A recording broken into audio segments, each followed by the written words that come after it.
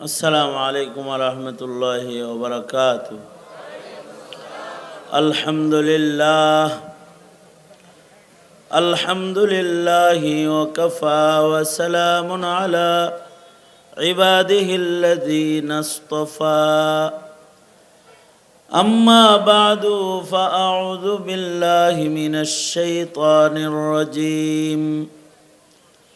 بسم الله الرحمن الرحيم. ومن يطع الله والرسول فأولئك مع الذين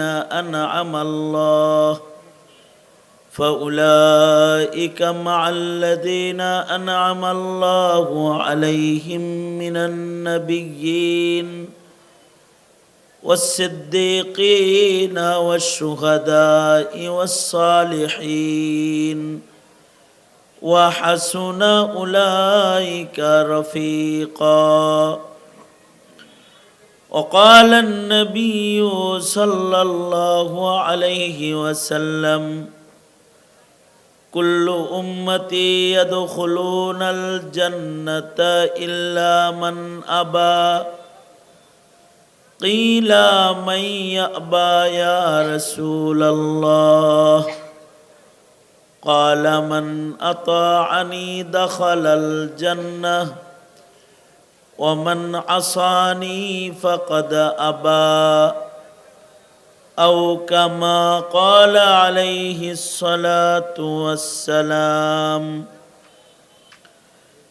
اللهم صل على محمد وعلى آل محمد كما صليت على إبراهيم وعلى آل إبراهيم إنك حميد مجيد.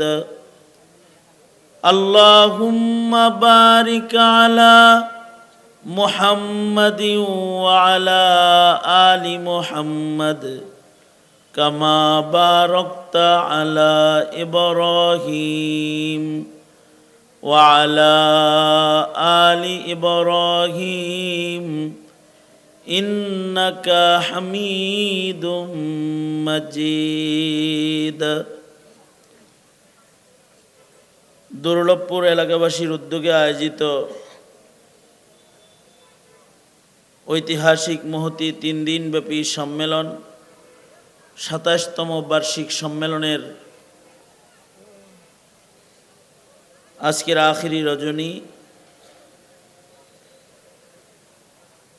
সম্মেলনের মোহতারাম সাদার, মোহতারাম সভাপতি, উপস্থিত হজরাত, বুজুর্গ, ওলামায়ে কেরাম, সম্মুখপানে সমবেত দিন প্রিয়, ইসলাম প্রিয়, দিনদার, ইমানদার, মুমিন মুসলমান ভাইয়েরা, আল্লাহর দরবারে শকর।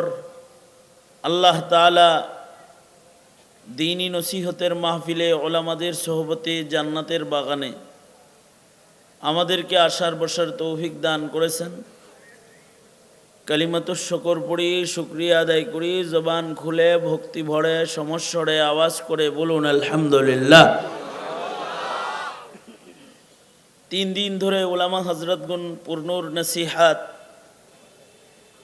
অত্র মজলিসে করেছেন। আপনারা ওলামায়ে দ্বীনদের জবান থেকে নসিহা শুনেছেন।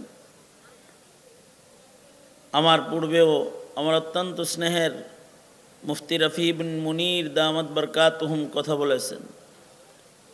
আমার পরেও পীর সাহেব হুজুর উপস্থিত হবেন। আখিরি নসিহাত, আখিরি আলোচনা, আখিরি মুনাজাত করবেন।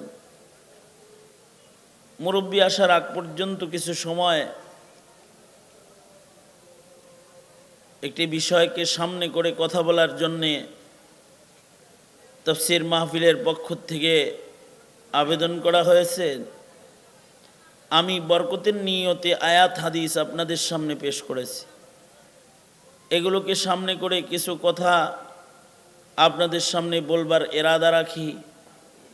আল্লাহ তাআলা কিছু উপকারী কথা আপনাদের সামনে আলোচনা করার তৌফিক দান করেন। আপনারা দোয়া করুন, বলুন আমিন। মোহতারাম হাজরিন, এই পৃথিবীতে কিছু মানুষ আছে তারা তাদের পরিবারকে খুশি করে, জিন্দেগির সাধনা পরিবার খুশি করার জন্য ব্যয় করে দেয়। দোনো হাত উপরে তোলেন তো, নাড়াচাড়া দেন। একটা মাঝখানে একটা বিরতি গেছে, তা সোজা করেন, সোজা করেন। আঙুল খুলে একটু নাড়াচাড়া দেন। জবান খুলে বলেন সুবহানাল্লাহ, আওয়াজ করে বলেন আলহামদুলিল্লাহ, লা ইলাহা ইল্লাল্লাহ। আওয়াজ করে জোরে সোরে উঁচু আওয়াজে বুলন্দ আওয়াজে শয়তান তাড়িয়ে আল্লাহকে খুশি করে বলেন আল্লাহু আকবার। আরো জোরে বলেন আল্লাহু আকবার। হাত নামান। আমি সরাসরি কিছু কথা আপনাদের সামনে বলবো বলে এরাদা যেদিকে সেদিকে চলে যাই, ভূমিকা না দিয়ে। কিছু মানুষ আছে তাদের জিন্দগির সাধনার মাধ্যমে তারা তাদের পরিবারের খুশি করে, পরিবার তাদের উপরে খুশি হয়ে যায়। পরিবারের সদস্যদের চাহিদা তারা পূরণ করে, বিবির চাহিদা পূরণ করে, বাড়ি করে দেয়, অলংকার কিনে দেয়, নতুন নতুন জামা কাপড় কিনে দেয়, বউ খুশি হয়ে যায় তাদের উপরে।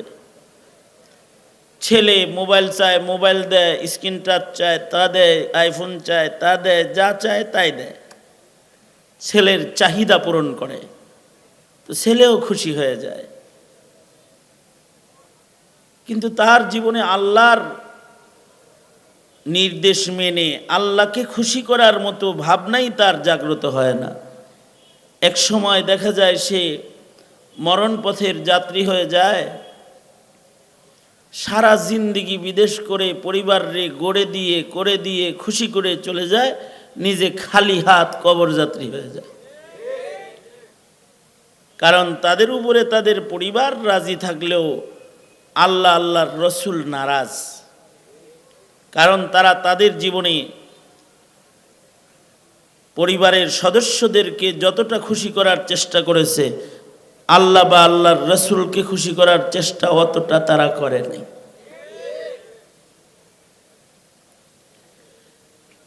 কিছু মানুষ আছে তারা তাদের দলকে খুশি করে, দলের ইতাআত করে, দল যা চায় তা তারা করে।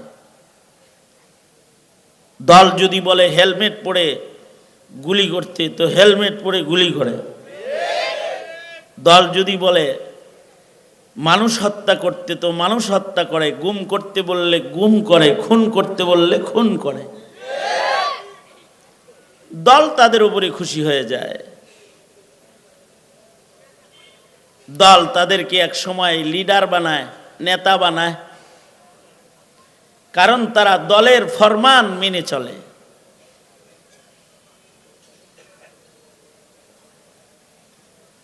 কিছু মানুষ আছে তারা দাদাকে অনুসরণ করে,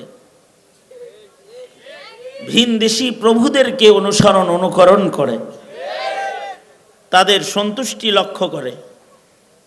যেমন শেখ হাসিনা ভিনদেশী প্রভুকে খুশি করেছে, মোদিকে খুশি করেছে, এতে দেশ নারাজ হয়ে যাক তাতে অসুবিধা কি? অথবা আল্লাহ আল্লাহর রসুল নারাজ হোক, অসুবিধা কি? দাদু খুশি থাকলেই চলে। দাদারে খুশি করেছে, দাদা জাগাও দিচ্ছে। কোন জায়গায় যখন জায়গা নাই, তখন ইন্ডিয়াতে জায়গা হয়ে গেছে, কারণ দাদা বাবু খুশি রয়েছে।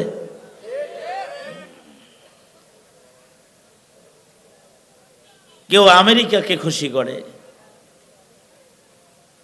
কারণ তারা আমেরিকার অনুকরণ করে, রাজনীতি করে।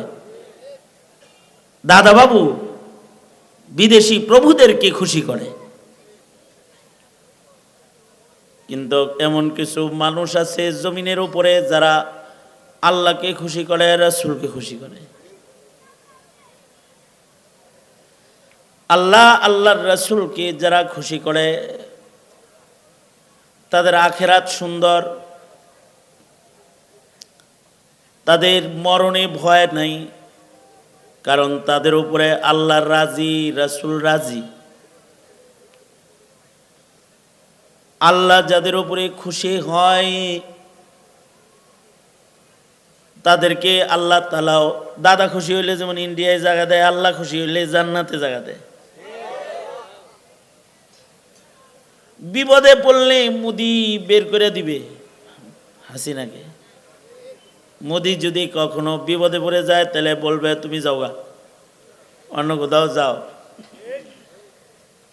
কিন্তু আল্লাহকে যারা একবার খুশি করে আল্লাহর জান্নাতে জায়গা নিবে, লা ইয়াবগুনা আনহা হিওয়ালা, কোনদিন তার আর অন্য জায়গায় জায়গা খোঁজার চেষ্টা করতেও হবে না।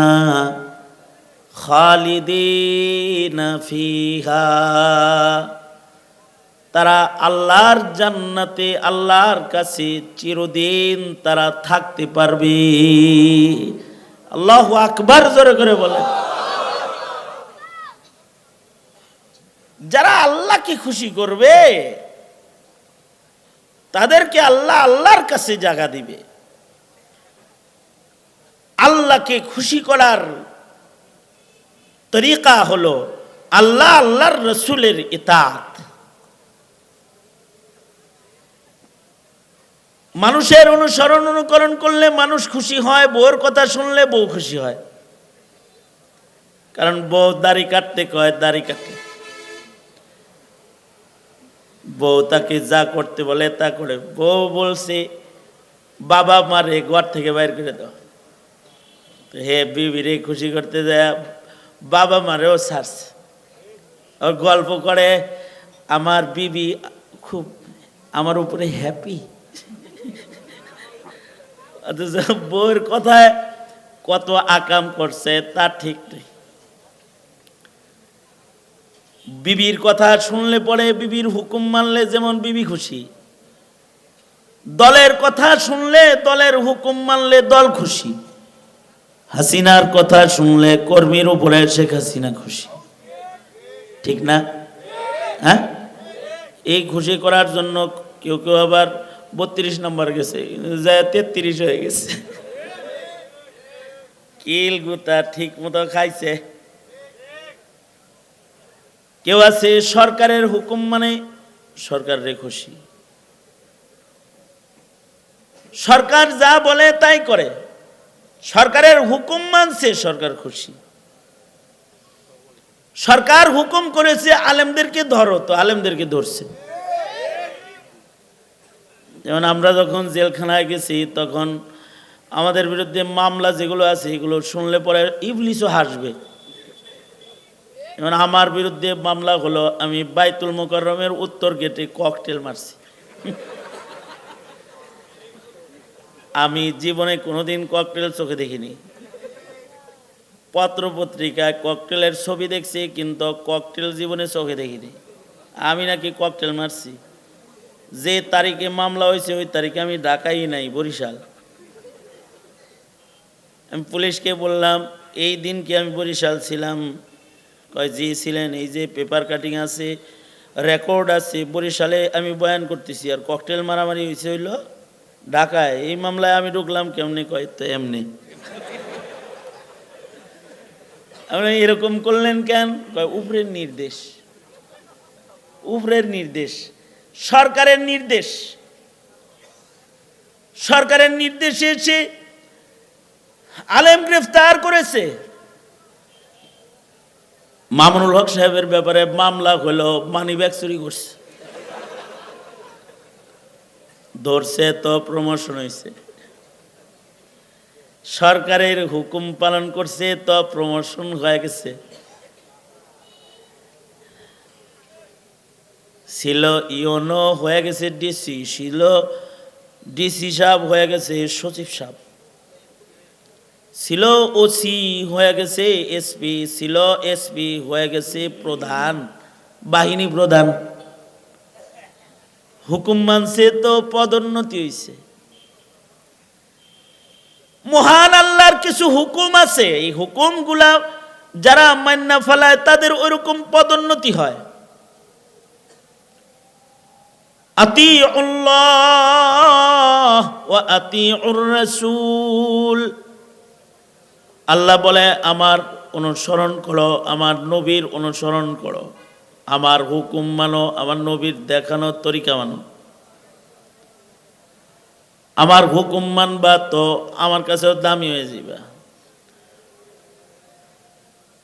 আল্লাহর নির্দেশ বলুন, বুঝে থাকলে দলের নির্দেশ, সরকারের নির্দেশ বেশি দামি নাকি মুমিনের কাছে আল্লাহর নির্দেশ বেশি দামি?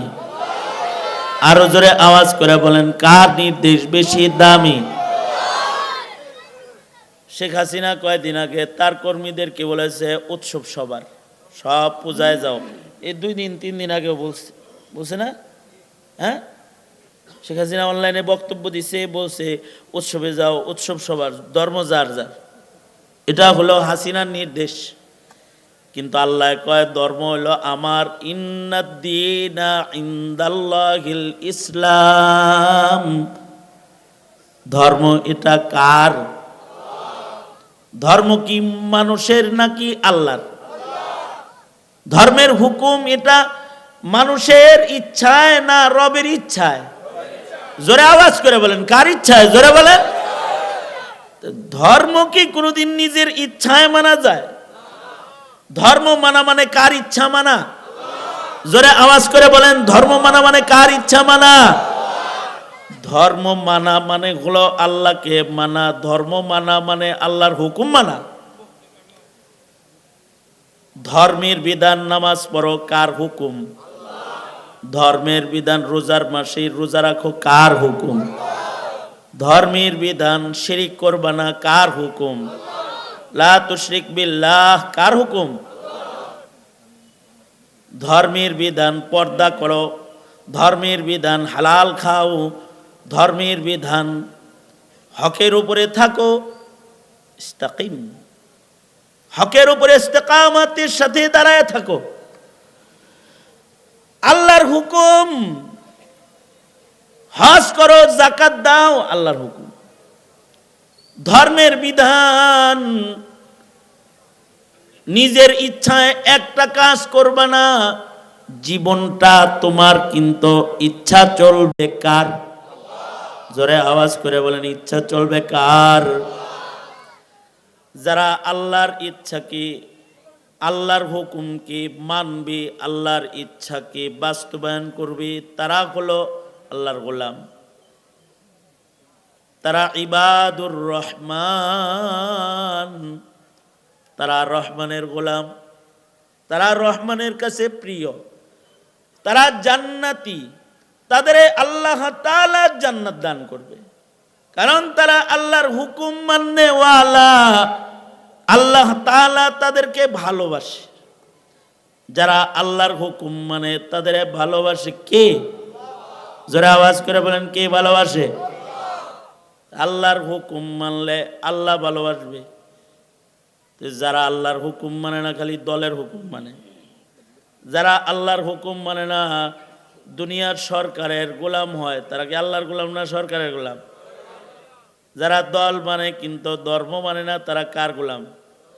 হ্যাঁ, দলের গোলাম। যারা নেতা নেত্রীর কথা মানে, নবীর কথা মানে না, আল্লাহর হুকুম মানে না, তারা কার গোলাম? তাদের উপরে কি আল্লাহ খুশি না নারাজ? আমরা কি আল্লাহরে নারাজ করব না খুশি করব? আল্লাহ যদি নারাজ নয়, আল্লাহ যার উপরে নারাজ তার সব শেষ। আল্লাহ হলো আমাদের মালিক, আমাদের মাওলা, আমাদের মনিবকে। জোরে আওয়াজ করে বলেন, আমরা কার গোলাম? জোরে বলেন, কার গোলাম? কার আমরা? আমরা হুকুম মানব কার? আমরা ইবাদত করব কার? আমরা কি শিরিক করতে পারি? আমরা কি পূজায় যাইতে পারি? আমরা হিন্দু ধর্মের অনুষ্ঠানে যাইতে পারি? যদি হাসিনা যাইতে কয় তাও যাওয়া যাবে? যে আওয়ামী লীগ হাসিনার কথায় মূর্তি পূজার কোনো অনুষ্ঠানে যাবে, সাথে সাথে সে মুশরিক হয়ে যাবে। আওয়াজ করে জোরে বলেন না কেন? কথাটা খুব ক্লিয়ার। যে হাসিনার কথায় উৎসবে যাবে, পূজায় যাবে, আল্লাহ কয় পূজায় যাস না। পূজায় না যাওয়া, পূজায় না থাকা পূজার থেকে দূরে থাকা আল্লাহর পছন্দ। পূজার থেকে দূরে থাকা কার পছন্দ? আর মসজিদে যাওয়া, মসজিদের ভিতরে থাকা কার পছন্দ? মসজিদে যায় না, ঈদগায় যায় না, ওয়াজে যায় না, পূজায় যায়, কারে খুশি করে? কারে খুশি করে? শয়তানরে খুশি করে, হিন্দুদেরকে খুশি করে, আল্লাহরে নারাজ করে, হিন্দুরে খুশি করে। অথচ কেউ যদি পূজায় না যায়, শুধু এই কথার কারণে মুসলমানের জন্য আওয়ামী লীগ হারাম, সরকার এটারে ব্যান করুক, রাখুক আর না রাখুক। ওই যে হাসিনা যে কথা বলছে, আমাদের মূল স্লোগান হলো, হাসিনা বলছে, শেখ হাসিনা বলছে, আমাদের মূল স্লোগান হলো ধর্ম যার যার, উৎসব সবার। উৎসব সবার, উৎসব নাকি সবার? সবার উৎসবে যাইতে হবে, পূজায় যাইতে হবে। শুধু এই কথা কেউ যদি মানে, তাইলে ওর ঈমান নাই। হ্যাঁ, আওয়াজ করে জোরে বলেন ঠিক না বা ঠিক? হাসিনার এই কথা যে মানবে তার কি নাই? জোরে আওয়াজ বলেন, তার ঈমান আছে, ঈমান আছে। এখানে আলেম ওলামারা আছে, ওনারা বলুক তার ঈমান থাকবে, তার ঈমান থাকবে। সে সাথে সাথে বেঈমান হয়ে যাবে। যদি কেউ বেঈমান হয়ে যায়, তার বউ তালাক হয়ে যাবে। যার ঈমান নষ্ট হবে, তার বউ থাকবে না যাবে? কারণ বিয়াটা হয়েছিল কার নামের উপরে? ঈমানই নষ্ট হয়েছে। বিয়া আছে, বাচ্চাগুলা হয়েছিল কার নামের পরে? পোলাগুলা কি এখন আর পোলা আছে? হ্যাঁ, এই কথা মানলে পরে ঈমান যাইব, এতে কোনো সন্দেহ যদি থাকে? কোনো আলেম এখানে বলুক যে ঈমান যাবে না, কেউ বলবে না, সবাই বলবে ঈমান যাবে। যদি ঈমান যায় তাহলে কি বউ থাকবো? যাও দল করতে যায় বউ হারাইবা, নেত্রী মানতে যায় বউ হারাইবা, পোলাবান হারাইবা, এমনকি তার জানাজা পড়া যাবে। এই বেঈমানের জানাজা পড়া যায়? বেঈমানের জানাজা পড়া যায়? তাকে মুসলিম কবরস্থানে দাফন করা যাবে? জোরে আওয়াজ করে বলো, যাবে? কারণ তার ঈমান আছে নাকি? তার তো ঈমান নাই। সুতরাং সব কথা একজনার শোনা যায়, তিনি কে? জোরে আওয়াজ করে বলেন। সব হুকুম একজনার মানা যায়, তিনি কে? কারণ আমরা গোলাম কার? জোরে জোরে, আরো জোরে। জোর হলো না, জোরসে বলেন। আল্লাহর নামটা জোরে কইতে কষ্ট লাগে অনেকে, মার্কা জোরে কইতে ভাল লাগে, কিন্তু আল্লাহ জোরে বলতে কষ্ট লাগে না। আল্লাহ আমার মালিক, আমি মাওলার গোলাম, আমি আল্লাহ পাকের গোলামি করি। ইয়াকা না'বুদু ওয়া ইয়াকা নাস্তাঈন। আমার ভারতের সাহায্যের দরকার নাই। এই জোরে বলেন, আওয়াজ করে বলেন। ভারতের সাহায্যের দরকার আছে আমার? দরকার আছে? নাই। আমেরিকার সাহায্যের দরকার আছে আমার? আমাদের নাই। কোন মুশরিকের সাহায্যের দরকার নাই। আমরা সাহায্য চাই একমাত্র কার? আমরা ইবাদত করি আল্লাহর, আমরা হুকুম মানি আল্লাহর। তাহলে আমাগরে আল্লাহ কয় পূজায় যাস না। আল্লাহ কয় পূজারে ঘৃণা করবি, তাও তো করে নাজাত দিব। হ্যাঁ, সূরা কাহাফ আছে না? সূরা কাহাফ, আসহাবে কাহাফ পূজারে ঘৃণা করছে খালি। আসহাবে কাহাফ যারা, তাদের গুণ কি? আসহাবে কাহাফের মাত্র একটা গুণ, সেটা হলো এদের কাছে পূজা ভাল লাগে না, উৎসব উৎসব ভালো লাগে না। এটা হলো আসহাবে কাহাফের গুণ। তাদের কাছে উৎসব ভালো লাগে না, পূজা ভালো লাগে না। এবার পূজা ভালো লাগে না দেখা আসহাবে কাহাফ বের হয়ে গেছে। একজন একজন করে শহর থেকে বের হয়ে সব গাছতলায় যায় বইতেছে, একজন একজন করে। আশ্চর্য বিষয় হলো, একজনরে আর একজন আগের থেকে চিনে না। একজনের বাড়ি কুলাউড়া, আর একজনের বাড়ি মৌলভীবাজার, আর একজনের বাড়ি সিলেট, আর একজনের বাড়ি শ্রীমঙ্গল, এরকম আর কি। একজন একজন করে আসে আর কয়, কিরে পূজার থেকে আইলি কা? কয় আমার এগুলো পছন্দ করি না, ভাল লাগে না। তুই আইসস কে? কয় আমিও। একই জিনিস, এটা ভাল লাগে না। মূর্তি যে প্রভু না, এটা বুঝি আমি। মূর্তি পূজা আমার ভাল লাগে না। এই মূর্তি পূজার শহরে আমি থাকবো না, তাই গান বাদ্যের আওয়াজ যেন কানে না যায়, তাই জঙ্গলে আইছি। আমরাও তো তোর মতনই সব, আমার এই যে 7 জন 9 জন যা আছে 11 জন, সবার একই দান্দা, কয় পূজা ভাল লাগে না।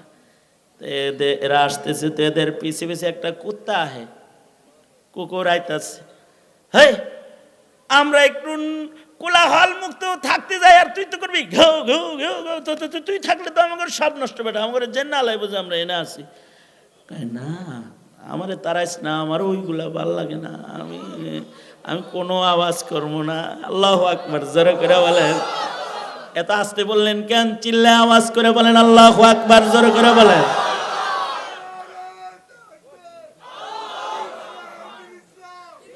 আস্তে আস্তে আস্তে তকবীর দিয়েন নে, আমি যা কই হেডা জোরে কন, তাতেই তকবীরের কাম দিব।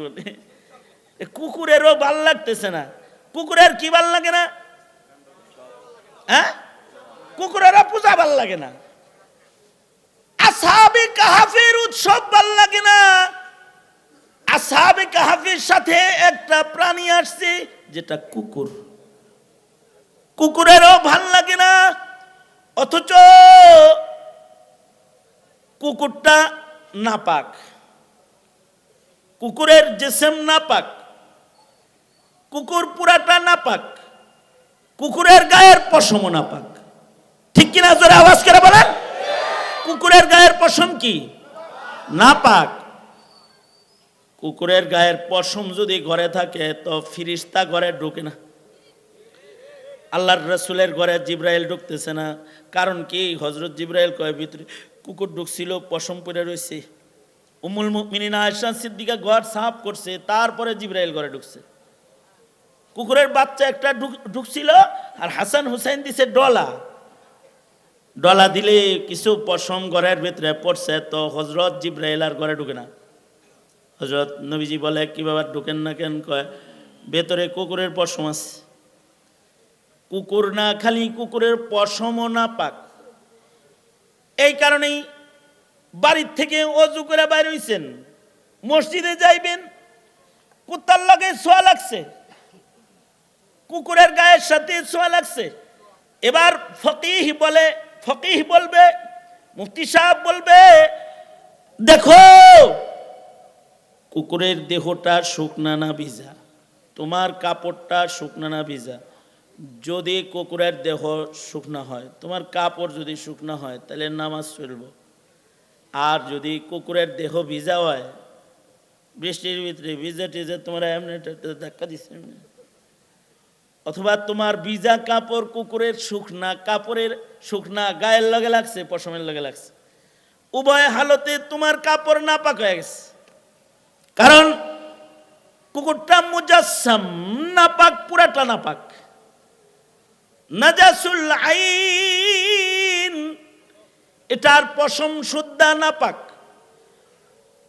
পশম শুদ্ধা নাপাক। তাই তার গায়ের সাথে ছোঁয়া লাগলেও নামাজ হবে না। শুধু তাই না, তাআলা গণনা করে ফেলেছে শুধুই মাত্র পূজাকে অপছন্দ করার কারণে আল্লাহ তাআলা আসহাবে কাহাফের নাম লয়ে দোয়া করলে দোয়া কবুল হয়।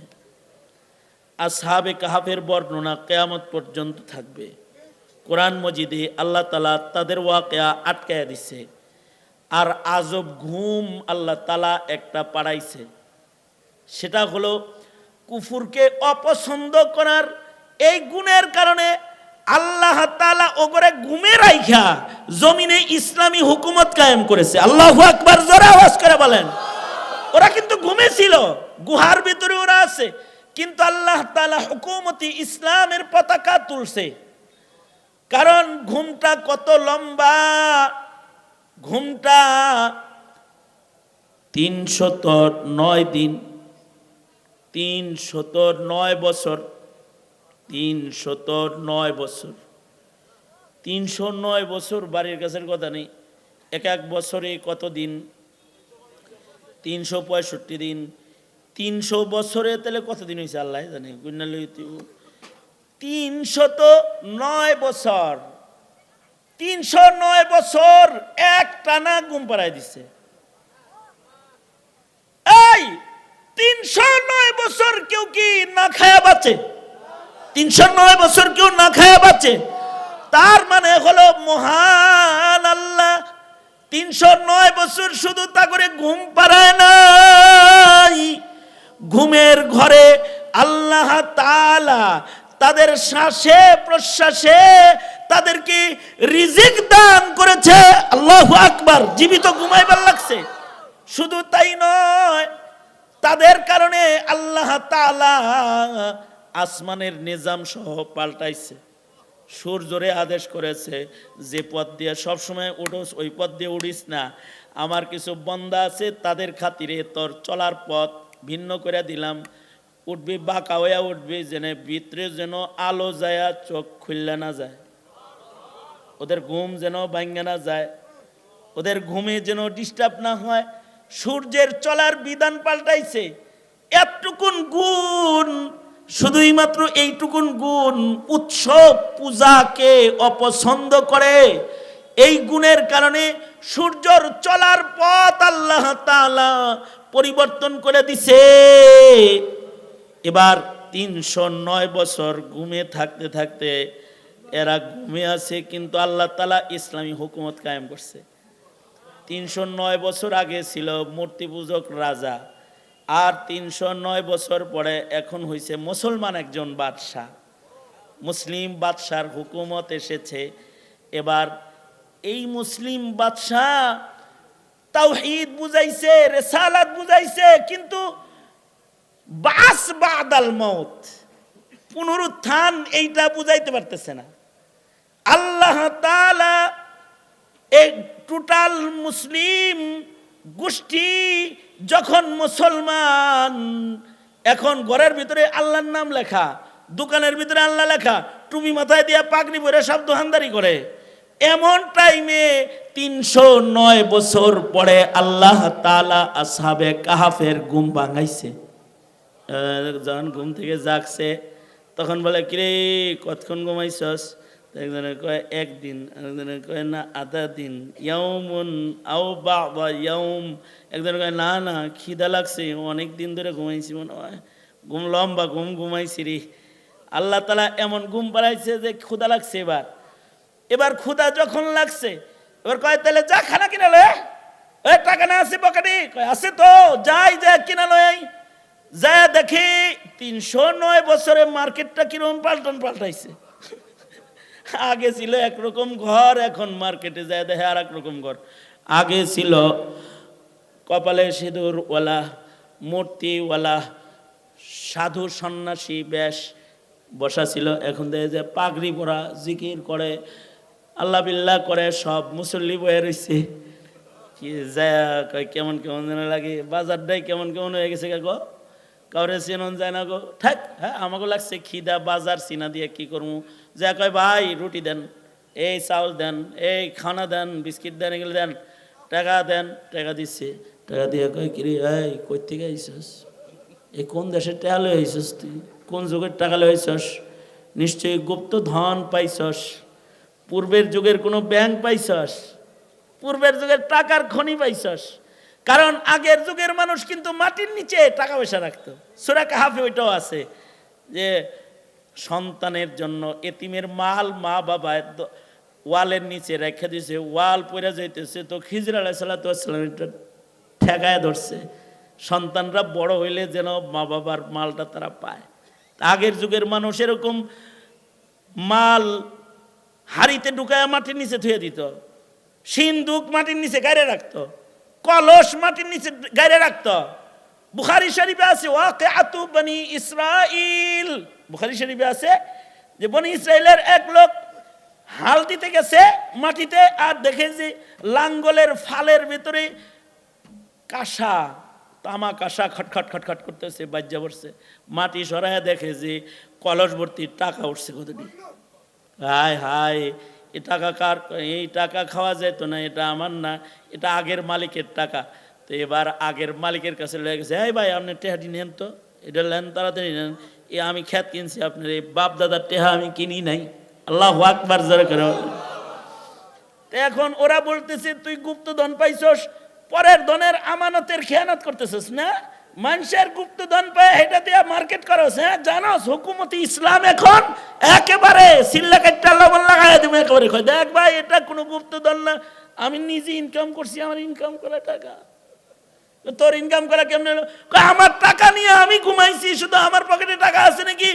আমাদের আরো 6 জন আছে, আমাদের আরো 8 জন আছে, 10 জন আছে, হ্যাঁ সবার পকেটে টাকা আছে।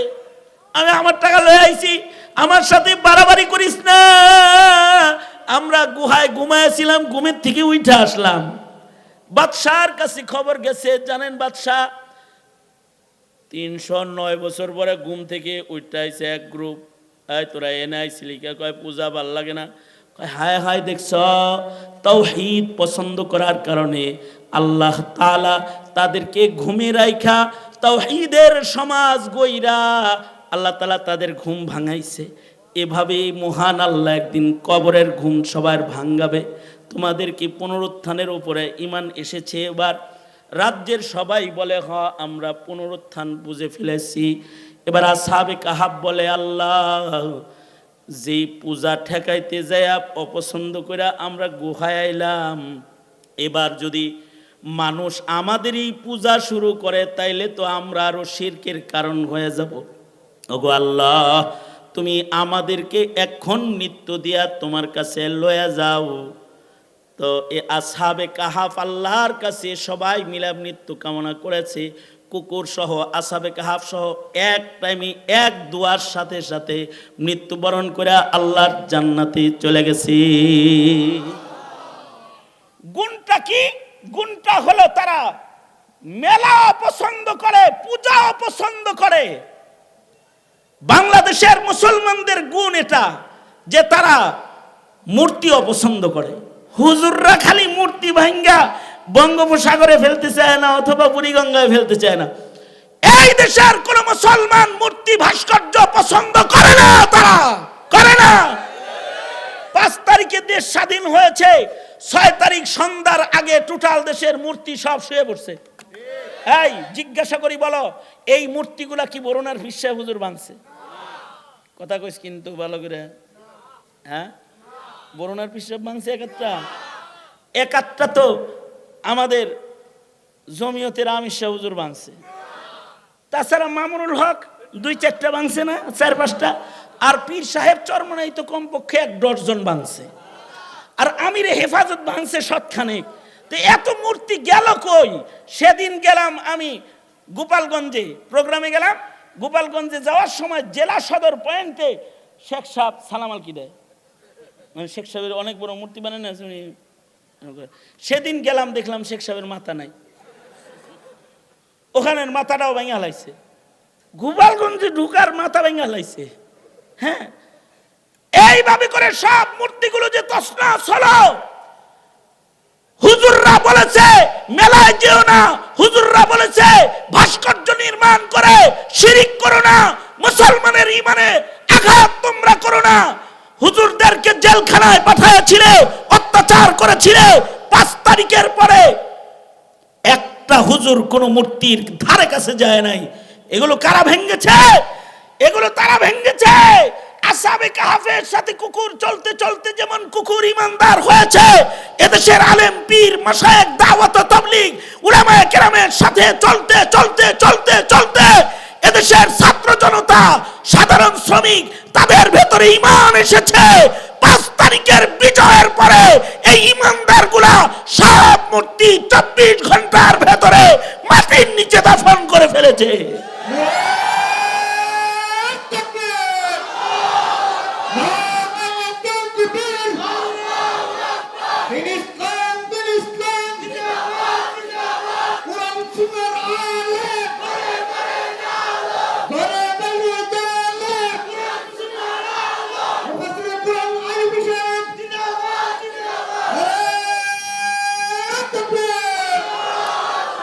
এবার বুঝে থাকলে বলুন আমরা পছন্দ বাস্তবায়ন করব কার?